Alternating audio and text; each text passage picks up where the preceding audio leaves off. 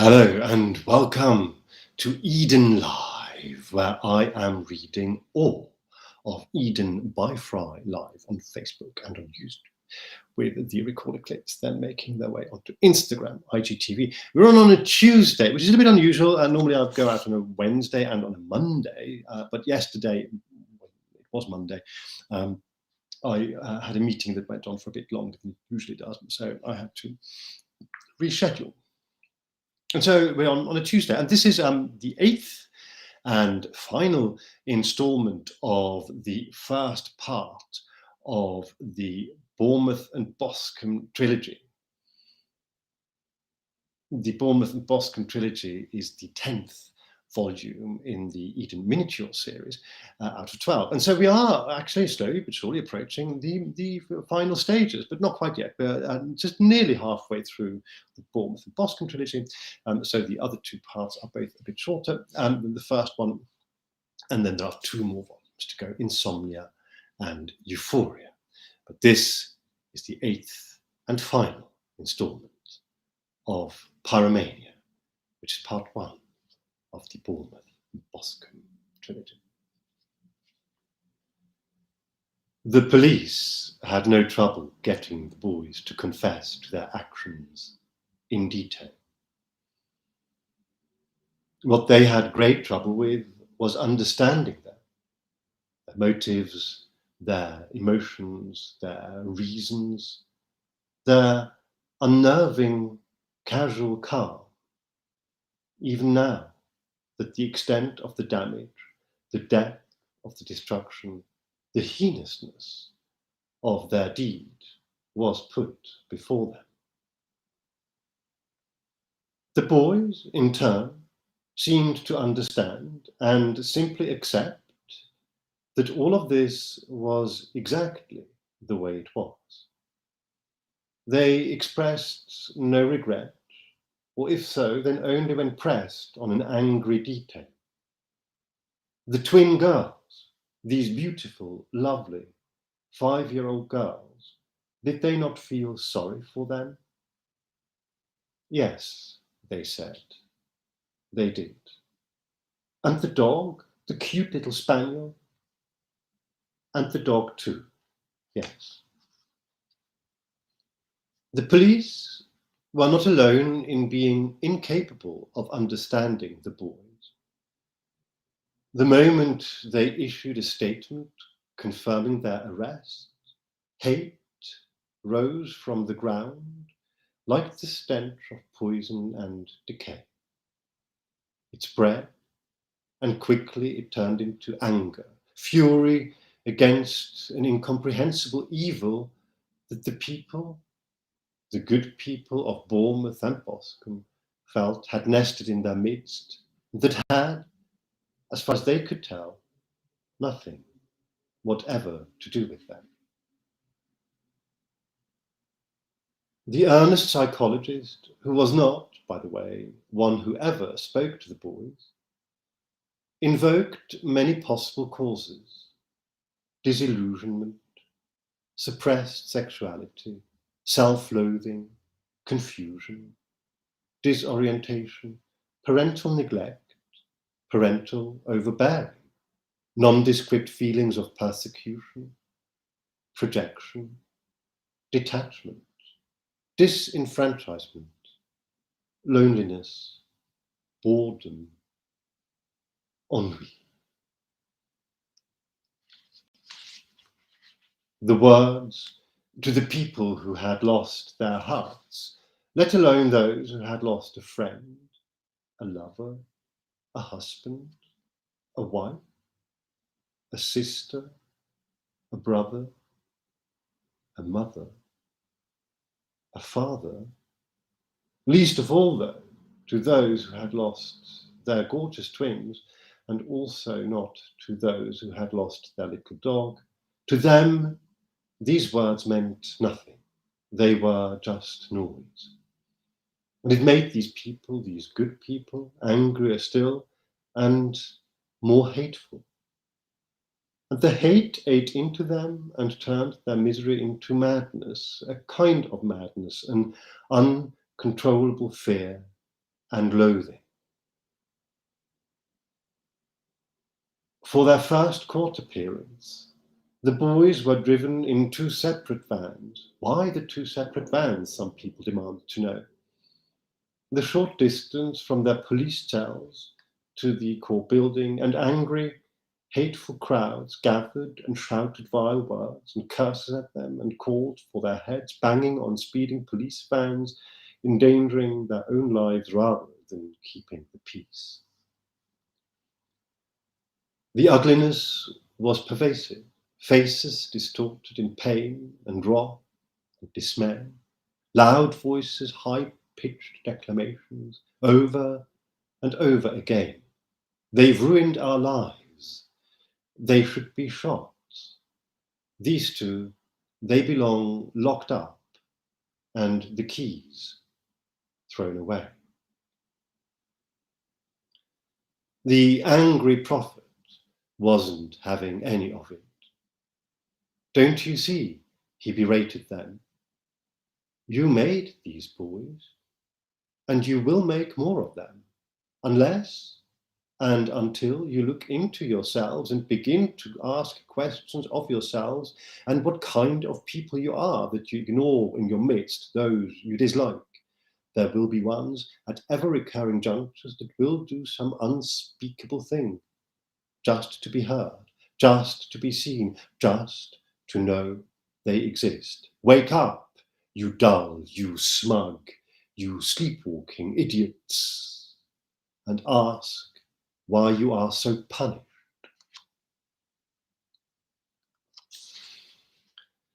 The people did not like to hear this. They shut off his rants, if not from their ears, he was loud, then from their minds.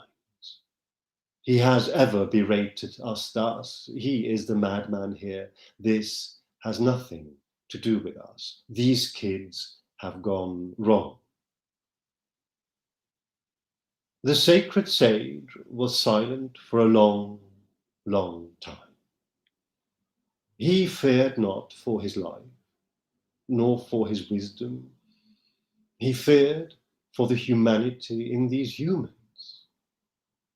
After the hapless messenger had been pushed to the ground in the square, and punched in the face, and kicked in the guts, and stabbed in the neck with a broken bottle, and been left to bleed to death, the sacred sage knew, we're undone.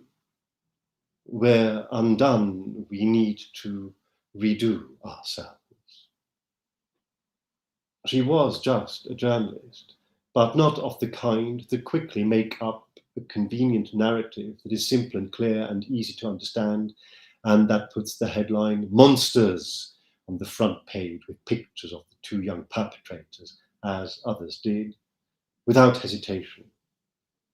She was one who had spoken to George's crestfallen, hollowed father, to Andy's shell-shocked mother, to 1 or 2 teachers and 1 or 2 friends, and who had written a piece that simply and plainly and in gentle, differentiated language, but clearly had stated that these 2 boys, Andy and George, were not evil, or different, or monstrous, or inhuman. They were simply 2 boys who had done a terrible, perhaps inexplicable thing, but that it was not unforgivable. That in fact, perhaps the only way we, who now grieve for the elderly couple, the twins and the dog, perhaps the only way we can now move on and make things better again is to forgive them. Soon. Not absolve them, not shrug our shoulders and say shit happens, but forgive them. Step towards them, embrace them, comprehend them. The people were not ready to hear this, to read it in their local paper. They let a day pass, then another, then their rage took over and they waited for her in broad daylight. She stepped out of her office at the Bournemouth Echo on Richmond Hill and was making her way towards the courtyard tapas on Pool Hill for a bite to eat with a friend when they pounced on her in the square and took her life for speaking a truth they were not ready to hear. The sacred sage saw only now sorrow, but he knew then that he needed to counsel and be his counsel never heard. He knew that his lone voice would be drowned out and that the anger, the fury, the pain and the hatred would stir these people and eat into them for a while. But if ever the anger was to surrender to wisdom, the fury abate toward knowledge, the pain ease into power, and the hatred reveal itself to be love, then he would, sooner or later, have to counsel, and this would be hard and seem futile, but it was all he could do, and it was at the same time everything that he must. And he spake thus to anyone who would listen, though nobody would. You are these boys, and they are you. Every fibre, every molecule, every thought, every heartbeat, every quantum particle that they are, is you. You have not made them, you are them. You are them as much as you are the lovely twins, and the cute little dog, and the beautiful elderly couple. Own this part of you, and then heal it. Heal it not by hating it or attempting to expunge it.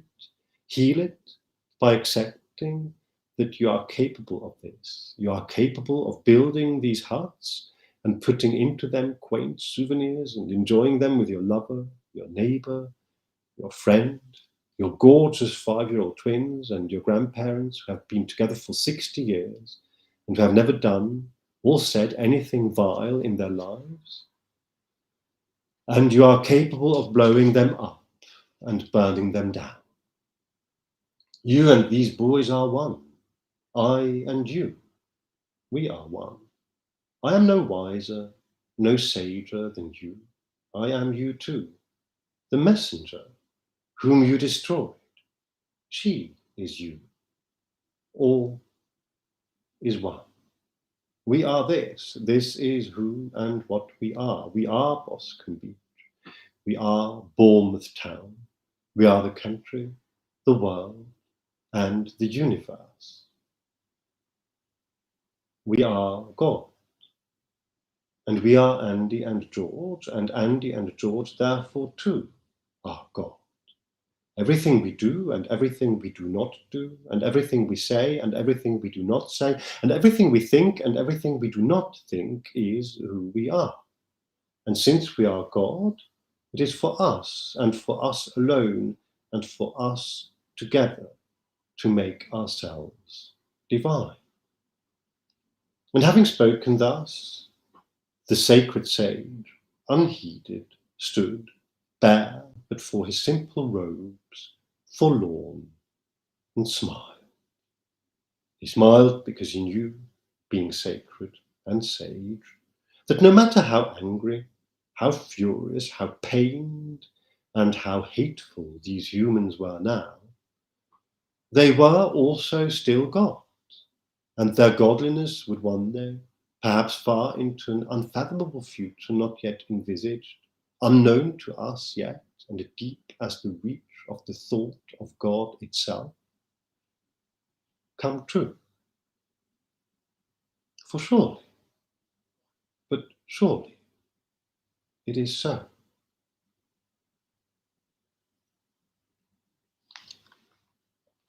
And that is the end of the first part of the Bournemouth and Boscombe trilogy.